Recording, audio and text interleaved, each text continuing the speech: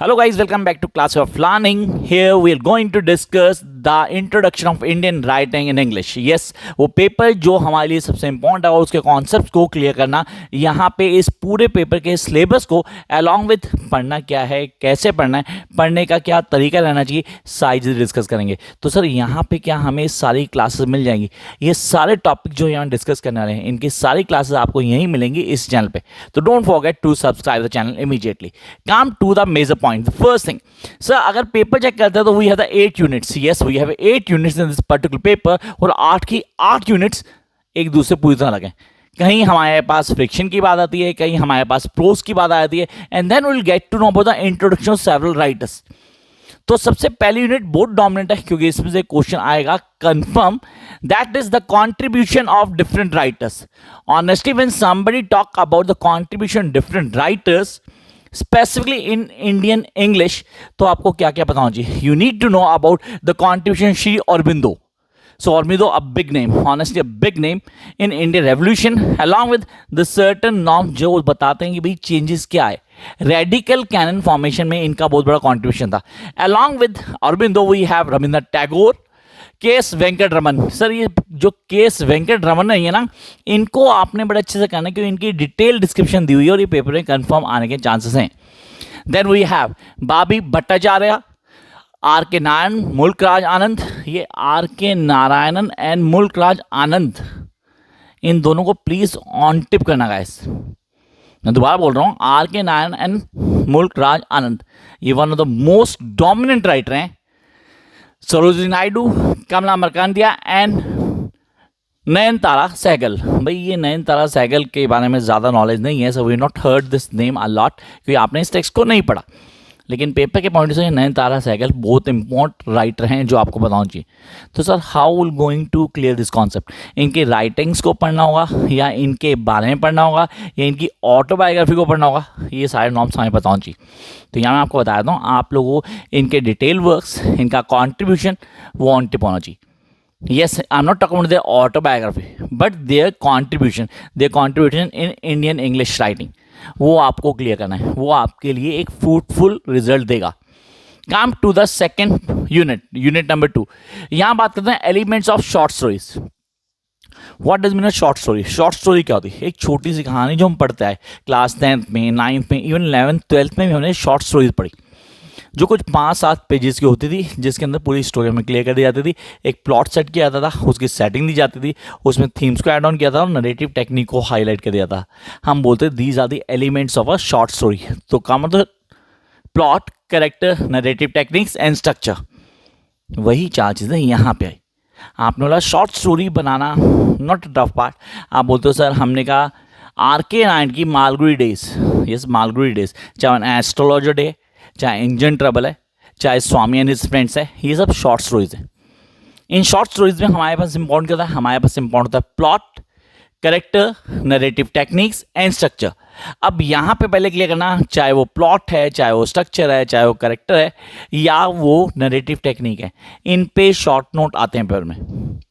We guys need to clear. तो आपके लिए इसमें मैंने शॉर्ट्स में ये सब एक्सप्लेन किए हुए हैं।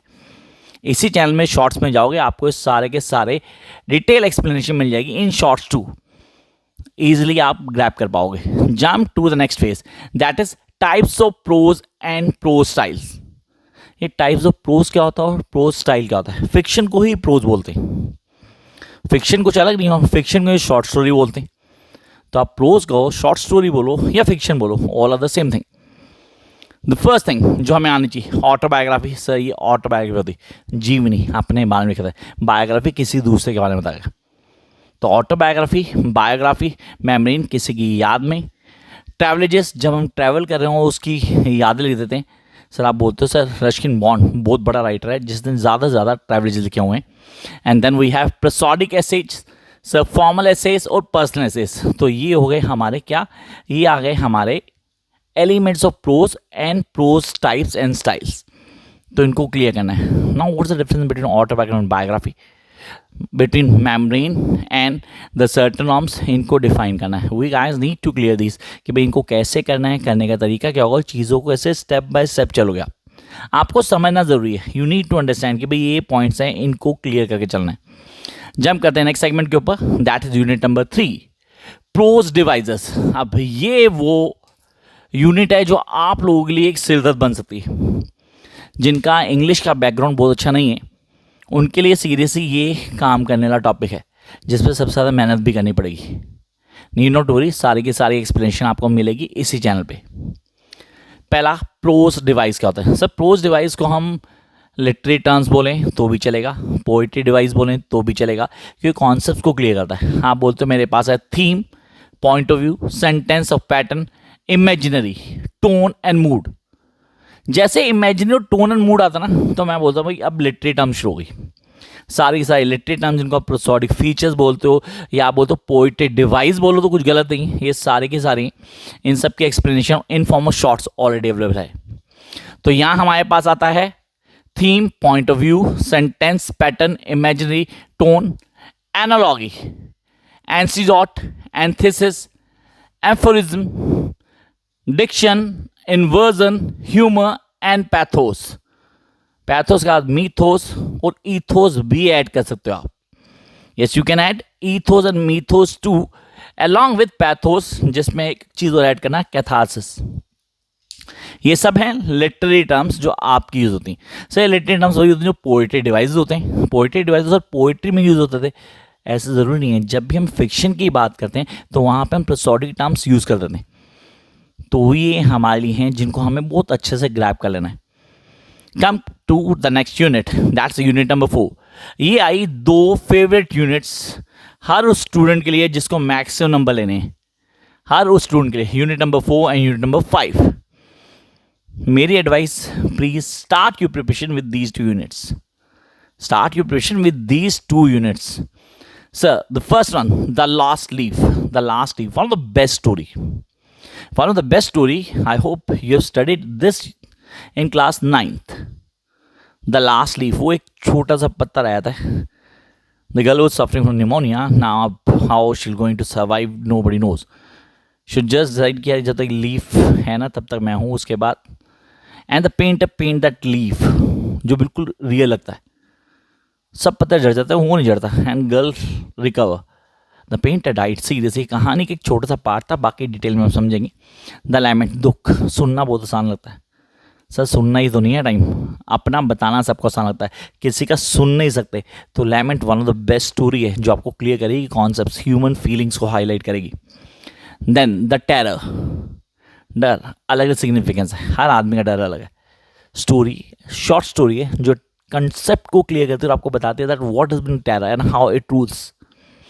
चलो यार अगले पे आते हैं। Here we have the barber's union. So one of the best story, Mulk Raj Anand का बहुत बड़ा कॉन्ट्रीब्यूशन इसके अंदर। बाबर यूनियन क्या है, उसके कॉन्सेप्ट क्या है, कैसे क्लियर करता है। Under the banyan tree, this is something very easy. Lord Buddha, yes कहीं ना कहीं है, इम्पैक्ट है स्टोरी के अंदर। And the last on the least, games of twin light. भाई ये तो हमें आना चाहिए, वी नीड टू नो क्या है गेम ऑफ ट्विन लाइट, उसके कॉन्सेप्ट क्या हैं, कैसे क्लियर करते हैं और चीज़ों कैसे समझ पाएंगे। तो ये कुछ स्टेटमेंट्स हैं जिनको क्लियर करना है। You guys need to indulge in the stories.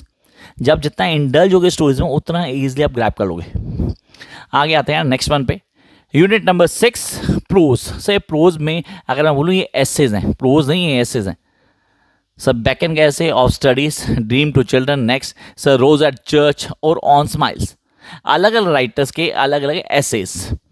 Backend तो बड़े सारे एसेस लिखे हैं जिनमें से एक हमारे कोर्स में ऑफ स्टडीज। डिटेल एक्सप्लेनेशन, चीज़ों को समझना, कॉन्सेप्ट को बताना। Actually this is all about the view points of writers. Yes, this is all about the view points of writers, उनके व्यू पॉइंट डिफाइन किए गए। तो repeat, of studies, dream children, sir rose at church and on smiles. I hope ये clear हो गया होगा। Jump to next segment, unit number 7, essays. सही, essays में मेरे पास profession for women. Virginia Woolf का नाम तो सुना होगा, you must have heard the name of Virginia Woolf. Profession for women, that's really important. Patriotism beyond politics. Sir patriotism आया तो पैट्रिज्म कहीं ना कहीं हाईलाइट करता है कॉन्सेप्ट्स को, चीज़ों को बताता है क्या करना है, कैसे करना है, उसके पॉइंट्स को हम कैसे क्लियर कर पाएंगे। पैट्रिज्म, सर APJ अब्दुल कलाम का नाम सुना होगा। देखो नाम बता रहा हूँ मैं आप लोगों को, आप लोगों का उनका कॉन्ट्रीब्यूशन है। Then we have Tagore and his India.